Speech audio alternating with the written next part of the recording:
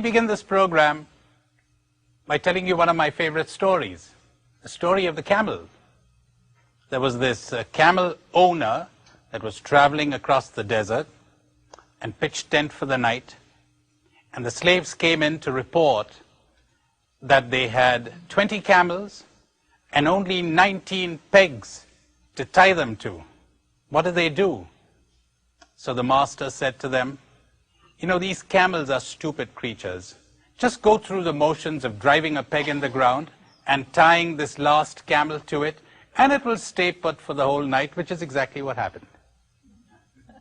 The next morning, when they lifted tent and were moving on, the slaves came to report that this camel wouldn't budge.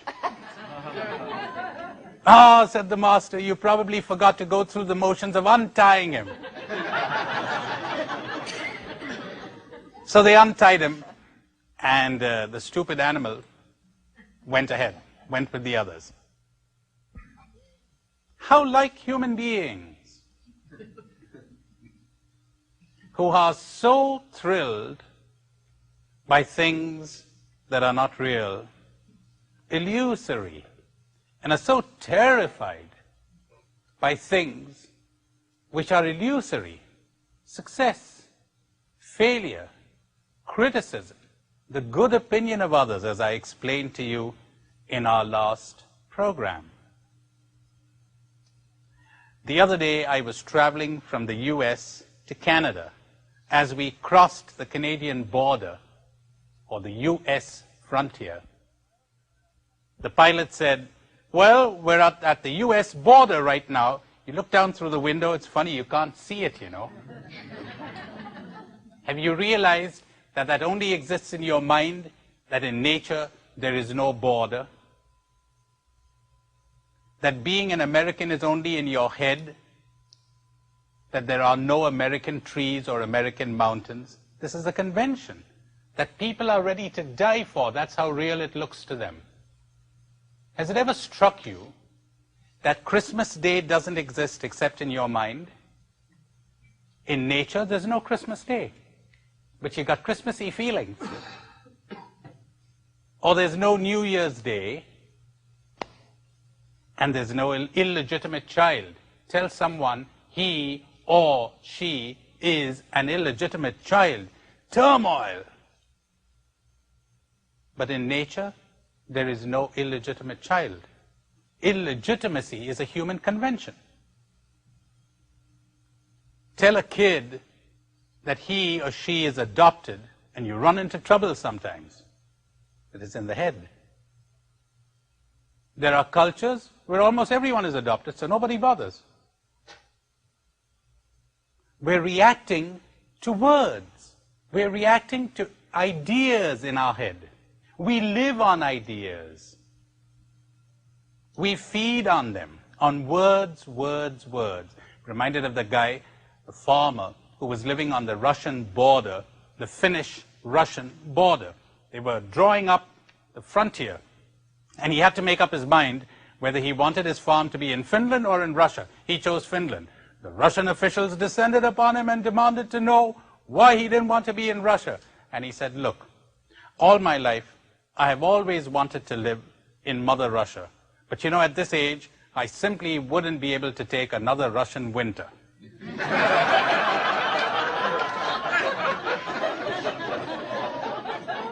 Or your Mark Twain, who says, cold. If the thermometer had been half an inch longer, we would have frozen to death.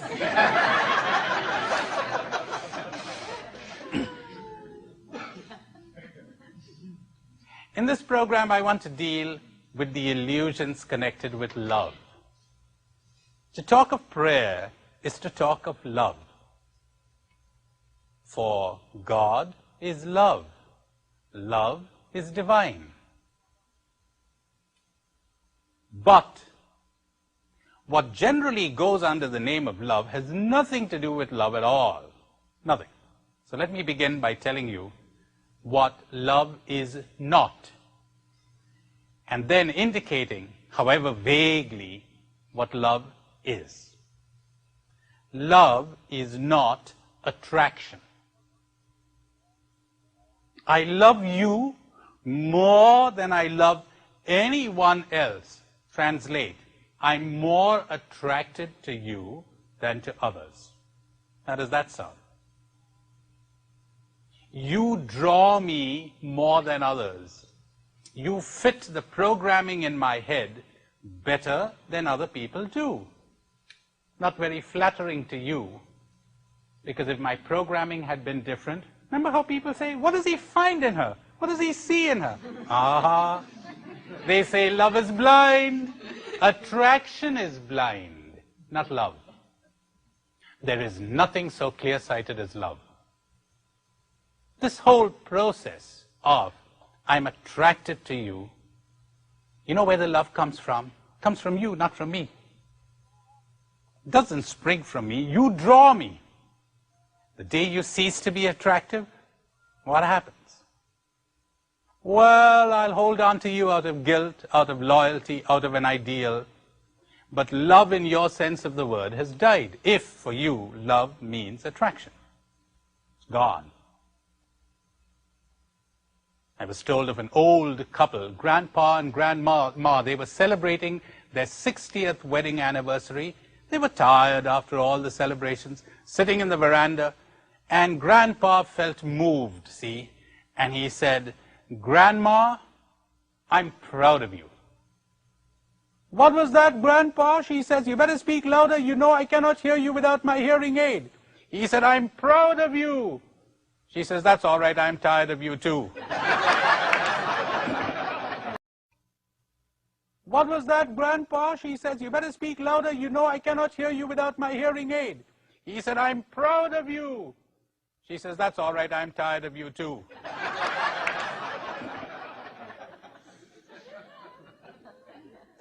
You know, that's where attraction always ends up. You're attracted. If you give in to that attraction, gratification follows. And after the gratification, wearisomeness. Or, if it persists, anxiety. I hope I can keep this. I hope somebody else doesn't get it. Possessiveness, jealousy, fear of loss. That isn't love. Another thing that love is not, it is not dependency. Now, you know, it's very good to depend on people. We depend on one another, or else we wouldn't have society. Interdependence, wonderful. We depend on the butcher, the baker, the candlestick maker. We depend on the pilot, on the cab driver, on all sorts of people. But to depend on another for your happiness, that is the evil. That someone would have the power to decide whether you would be happy or not. If you have that, if you ever give to somebody this power, you will be fearful. You will manipulate. You cannot leave that person free, because don't forget, your happiness depends on this person. You're a burden. Sometimes you get two empty people depending on one another. Two incomplete people depending, leaning on one another. Two dominoes. One moves, the other falls. Is that love? Love is not the assuaging of our loneliness. People feel empty inside, and they rush to fill the emptiness with someone. That isn't love. Incidentally, that emptiness, that loneliness that so many people are running away from, they run into all kinds of activity, even social activity. They run into work. They run to other people's arms to assuage that emptiness, that loneliness. The only cure for that loneliness, I said to you in the previous program, is not contact with human beings, but contact with reality. What does that mean? If you would face the loneliness, you might discover that it isn't there. There is no emptiness. If you would face the illusion that you were programmed into by your society, that you need others, you'd realize it isn't there. You're watching a movie, enjoying yourself immensely. Suddenly, at that moment, you don't need anybody.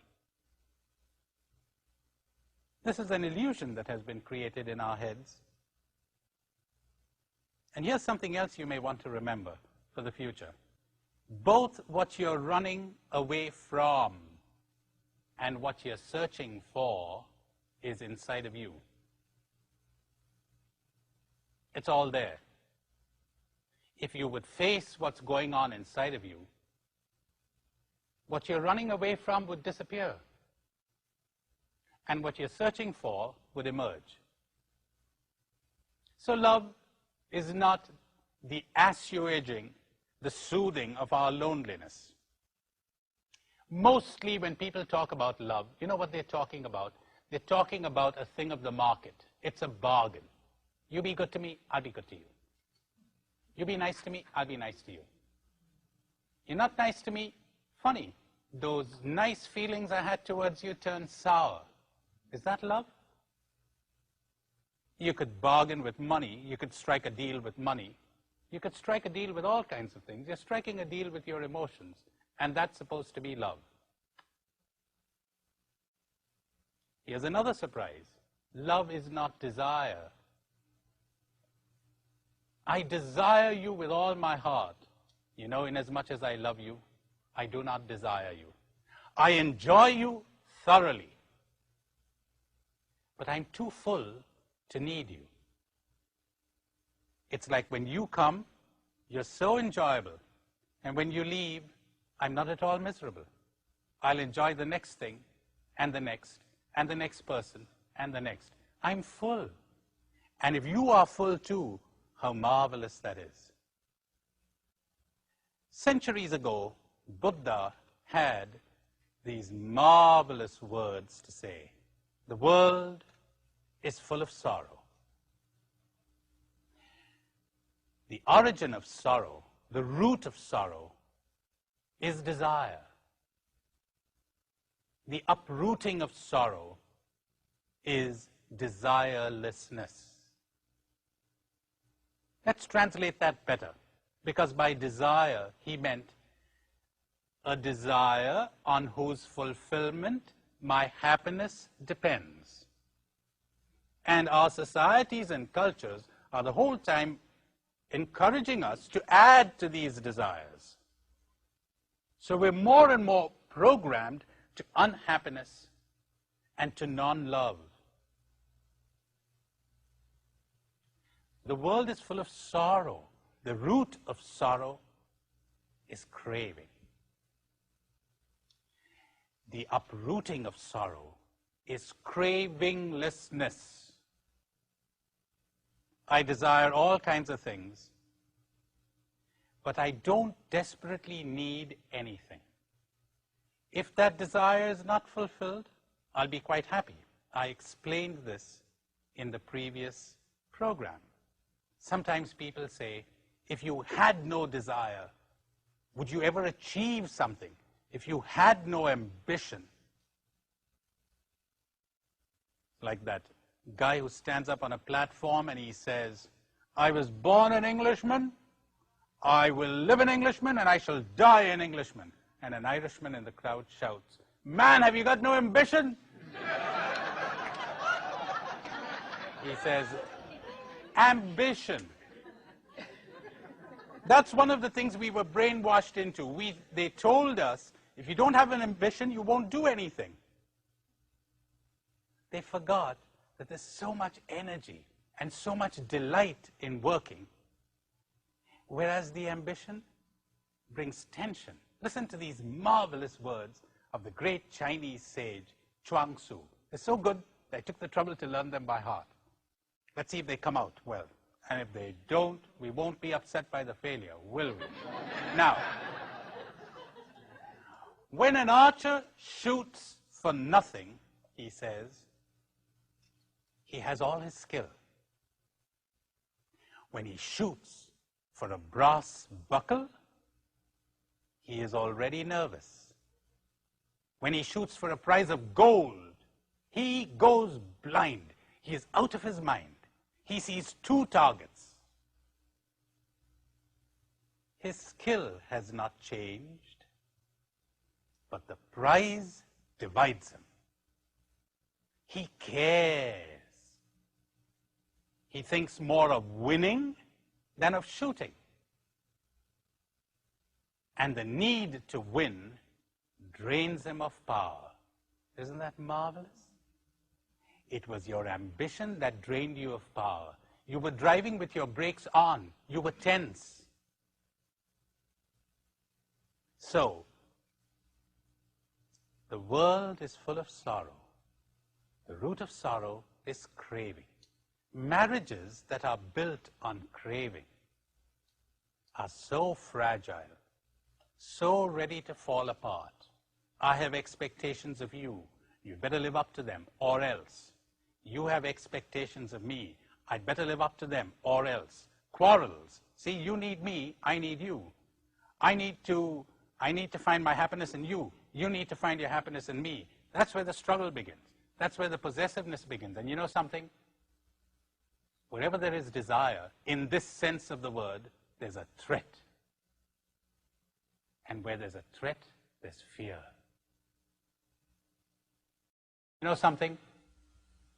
Wherever there is desire, in this sense of the word, there's a threat. And where there's a threat, there's fear.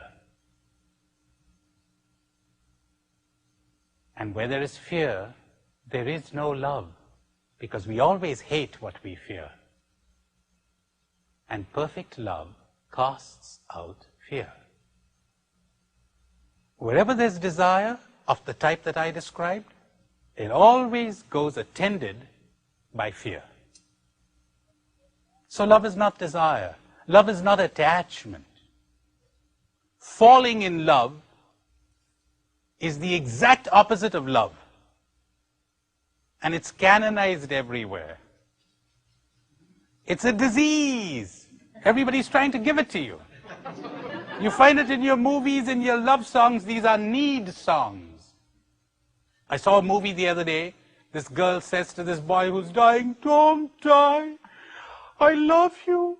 I cannot live without you." I cannot live without you. Love, that's hunger.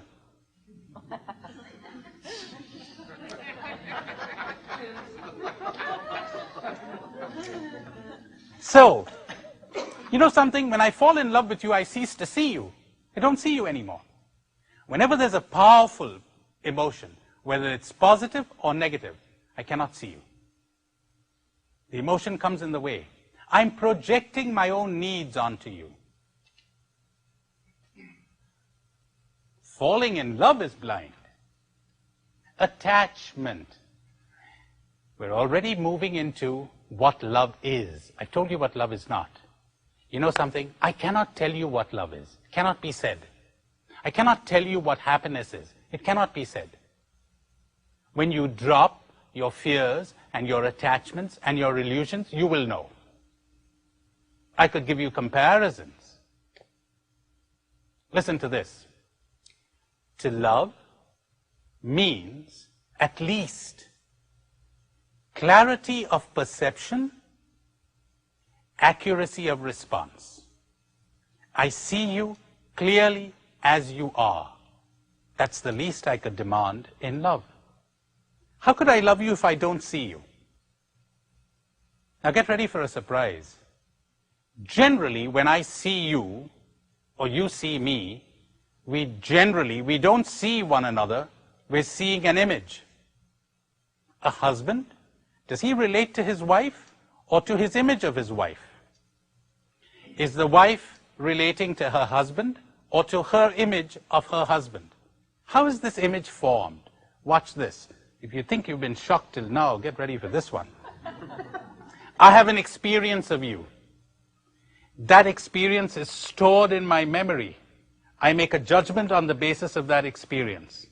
I'm carrying this along with me, and I'm acting or reacting to you on the basis of this, not on the basis of what you are right now. There's a picture on my window as I look through it at you. I'm looking through that picture. No clarity of perception. There's a lovely sentence in the New Testament where Paul, speaking of love, says, love keeps no record of wrongs. And I say to people sometimes, you're going to be very sorry when you get up there and you find they don't have any books. There's a lovely story of this woman who's supposed to be getting visions of God. So the bishop sends for her. And he says, listen, you're creating a great sensation. I suppose you realize that being bishop of the diocese, it is up to me to decide whether those visions are true or false. She says, yes, Your Excellency. And this is my responsibility and duty. Yes, Your Excellency. So you're going to have to do what I tell you. I will, Your Excellency. He says, now look, the next time that God appears to you, or whoever it is that appears to you, you're going to put him this test by which I'll know whether he's really God or not. She says, very well, Your Excellency. What is the test? And the test is going to be this. You're going to say to God, please tell me the private and personal sins of the bishop. And then he says, after God has revealed that to you, if he is God, then you come and tell me and no one else. Okay? And she said, very well, Your Excellency. After a month, she comes back. And the bishop said, did God appear to you again? She says, I think so, Your Excellency. Did you ask him that question? She said, I certainly did. And what did God say? God said, go tell the bishop, I forgot his sins.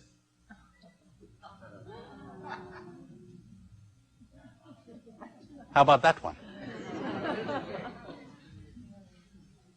No record. You know something? Love keeps no records of rights either. No rights, no wrongs. No good, no bad. I see you in present moment freshness, and I react to what's here. Shall I react to a memory or to you? A memory, good or bad? That cuts both ways, you know. We had a quarrel, and you come up to me and say, you know, sorry about that quarrel. Quarrel? I remember it, but there's no emotion attached to it. It's over. That's what the mystics are talking about when they talk about the purification of memory. They're not saying forget everything, drain it of emotion, sanitized. And you say, remember how much we were in love 2 years ago? You want me to react to that? You want me to react to you as you are now? You want to carry over this capital and get dividends from it? You know, if you come to think of it, it's terrifying. Most people are doing the opposite of this, which means they don't know what love is. Love is like listening to a symphony. Life is a symphony, and to love means to be sensitive to the whole of that symphony. It means to have a sensitive heart to everyone and to everything. It means to have a sensitive heart to everyone and to everything. Can you imagine someone who's listening to a symphony and only hears the drums? Or gives so much value to the drums that the other instruments are almost drowned out? A good musician who loves music will listen to every one of those instruments. He may have his favorite instrument. He may have his preferences, but he listens to them all. When you fall in love, when you have an infatuation, an attachment, an addiction, an obsession with a human being, you know what you're doing? That person stands out and the others are drowned out. Your heart is no longer sensitive. Love is not a relationship. Love is a state of being.